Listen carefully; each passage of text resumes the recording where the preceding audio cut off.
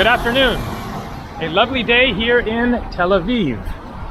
Today is August 21st, about 12:15 p.m. It is 87 degrees Fahrenheit, that is 30 degrees Celsius. Some nice breezes coming off the Mediterranean Sea there. I'm going to start off with some sad stories here.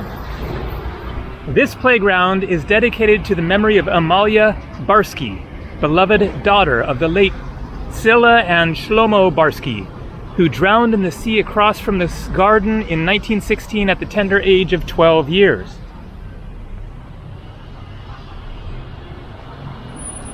And then we have some more sad stories. So this appears to be a monument dedicated to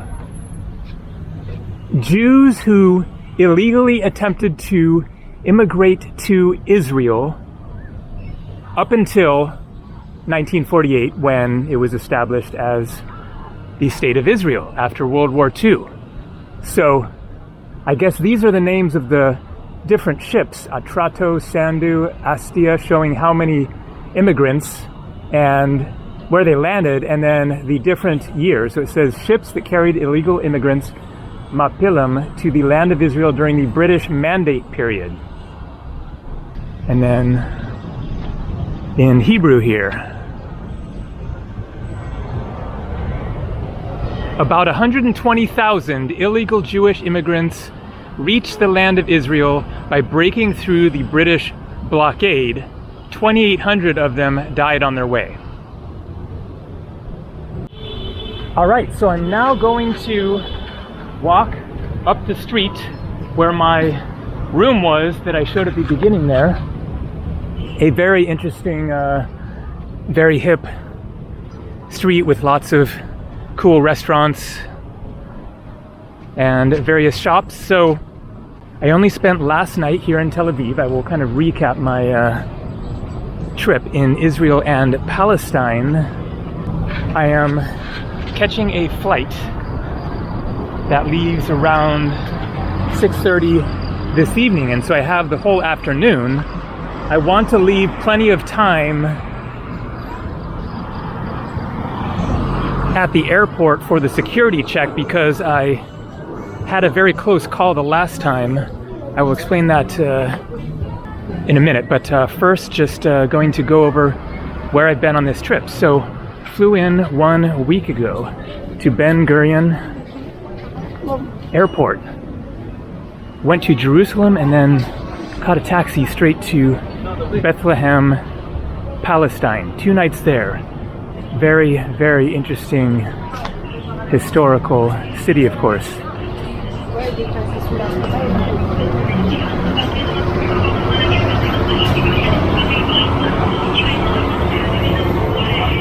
And then day tour from Bethlehem to the ancient Roman palace of Herod the Great, Herodium, and Jericho.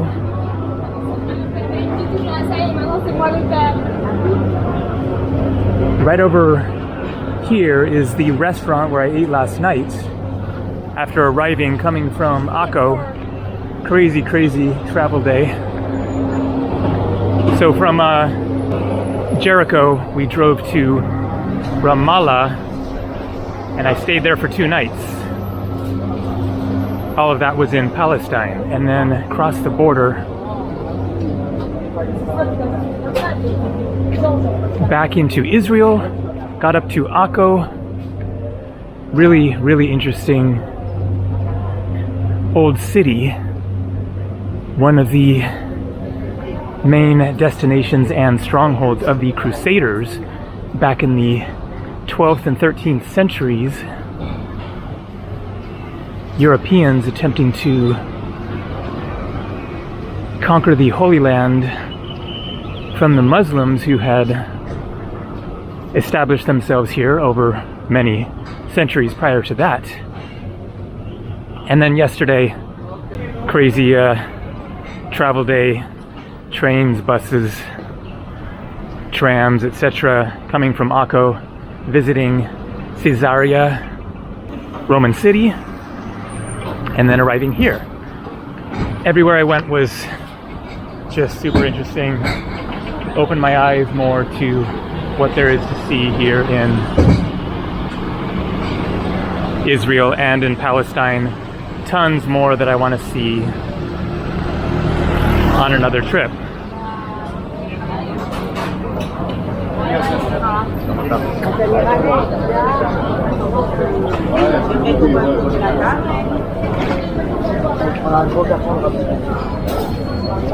So this is my third time to Israel and my third time flying out of Ben Gurion International Airport, which is only like a 30-minute or so train ride away. And so basically I will be,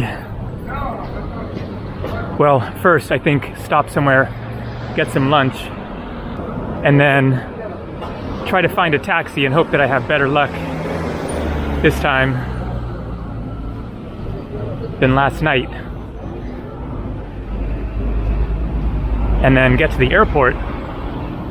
So I don't remember what happened the first time that I flew out of Ben Gurion. That was way back in 2018. I don't remember any complications. But the next time, which was last year, I had a flight from Ben Gurion to Santorini, Greece. I forget how early I arrived. I think maybe like 2.5 hours early. I arrive, get in the line for check-in. Quite a long line. Finally get up to the desk and they say, "Where is your security clearance, approval, whatever?" It turns out there's a whole separate line that you have to go through first as a security screening before leaving Israel. I forget if they search your bags or what exactly, but basically, because it took so long in the line to get to the check-in desk, when I looked back at the line that she was saying, you need to wait in that line first and then come back here, that line was insane. And it was clear that there was no way I was going to catch my flight if I waited in that line. Fortunately, a savior came through, going to not cross the street when there's, oh, here we go, good. I was gonna say when there's a bulldozer waiting. Got a thumbs up at least. Wasn't sure if that was a don't film me buzz or what. Anyways, an Israeli woman heard what was happening, the conversation between me and the check-in lady, and she basically got me to the front of that line and said this guy's gonna miss his flight otherwise, so totally helped me out there. And so this time I'm making sure to arrive more than 2.5 hours early. I'll probably get there 4 or 5 hours early. Also just to hang out there and get some stuff done. One of the issues that they are screening for is whether or not you went to the Palestinian territories. That didn't end up being an issue for me at the time. I don't remember if they asked me that question or not, because I did get like a quick screening, but it was quite quick. I don't remember that being a problem, but somebody posted a comment under one of my recent videos bringing this issue up and saying that they got absolutely interrogated even though they didn't go to the Palestinian territories. But that was the line of questioning, was them trying to like figure out if they were lying or something, like asking a bunch of questions about whether they went into Palestine. So I am in a different situation in that regard because I did go to Palestine And I'm not gonna lie, that's not gonna work. I wouldn't want to do that anyways, but so I'm just gonna tell them, yes, tell them where I went, and we'll see how it goes.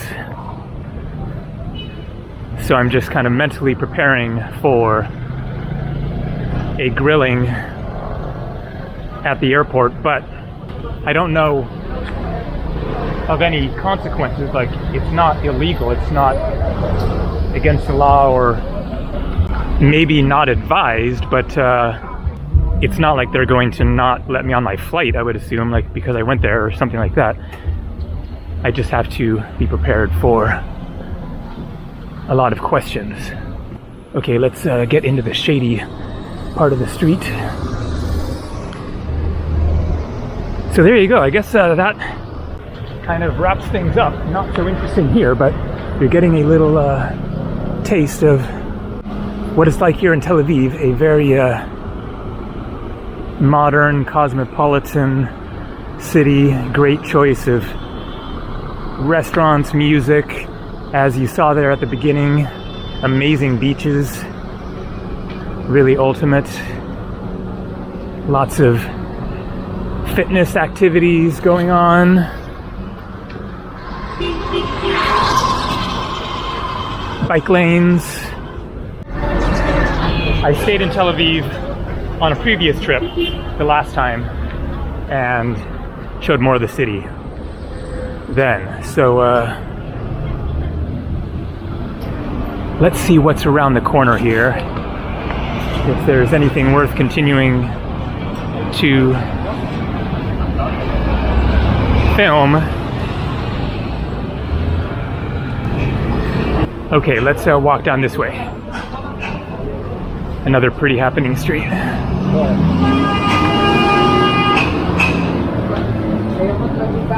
And still looking for somewhere to get something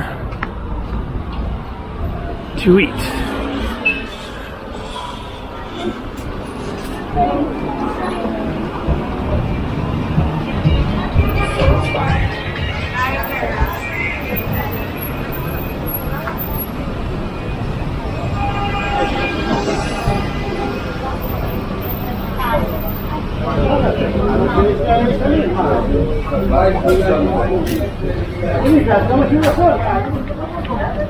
Oh, so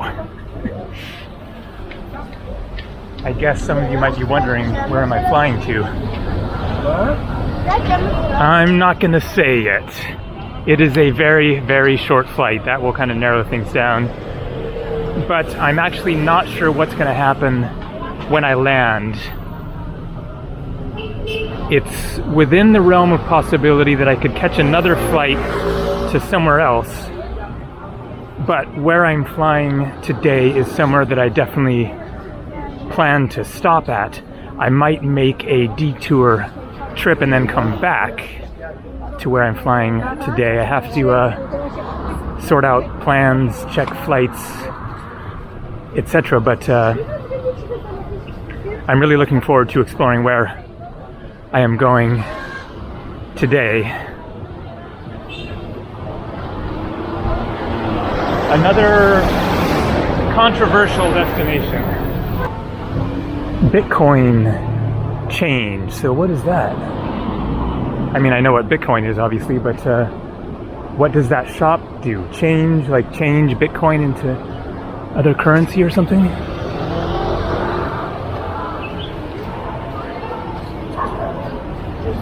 Nice park.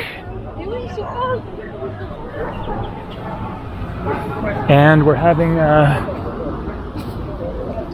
more good-looking restaurant options. Maybe I'll stop somewhere around here.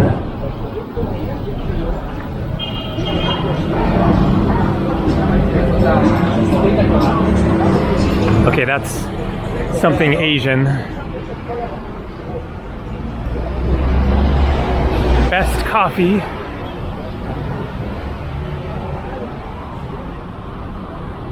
Okay, gotta walk through this area, which might be a good place for me to stop.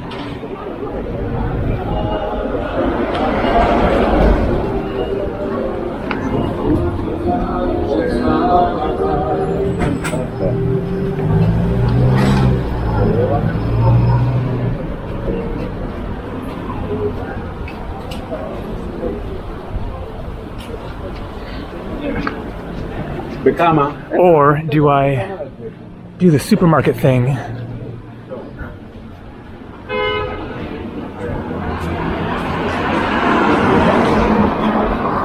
Some good juice is high priority right now.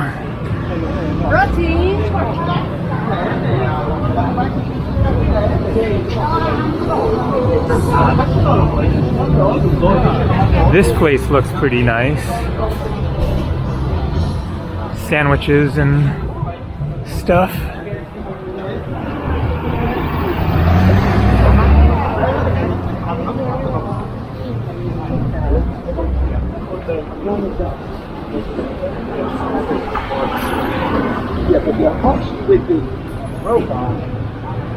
Huh. Australia, Canada, Mexico, Japan, Taiwan. Whoa, like international supermarket.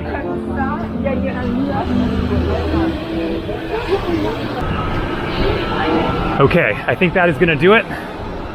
Time to walk back and pick one of those places to grab a bite. And I will end this video with an update of what happens at the airport, how much hassle I get. Either tell you or just in a text screen at the end, something like that, but I'll let you know how it goes.